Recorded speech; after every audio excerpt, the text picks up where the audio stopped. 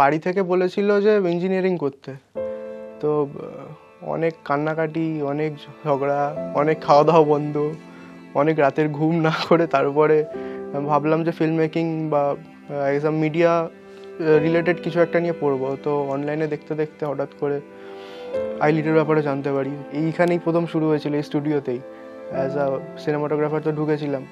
তো আমি ফ্রিল্যান্স করতাম ছোটো থেকেই, মানে স্কুল লাইফ থেকেই করতাম। তো কলেজে আসার পর আরও কাজবাজ করতে করতে আস্তে আস্তে স্কিলসগুলো পলিশ হলো।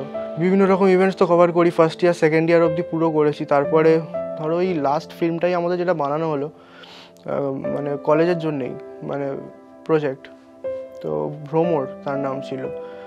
তো এই ফিল্মটা মানে এক্সপিরিয়েন্স মানে খুবই ভালো ছিল, মানে অ্যাজ ইন মানে ইচ অ্যান্ড এভরি সেকেন্ডে শেখার ছিল এই ফিল্মের সেটটা থেকে।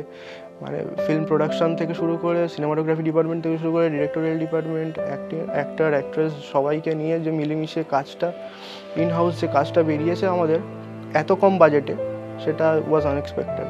কলেজে এসে যে ইভেন্টস কাজবাজ করে যে মোটামুটি যে এক্সপিরিয়েন্সটা হয়েছিল, অ্যাকাডেমিক্যালি হয়তো অতটা মানে স্ট্রং নাও হতে পারি, কিন্তু বাট অন ফিল্ড আমি এই দিকটা খুব স্ট্রং রেখেছি নিজে।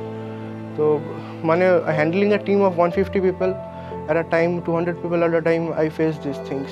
লাইটসের ব্যাপারে নলেজটা খুব ইম্পর্টেন্ট ছিল আমার কাছে।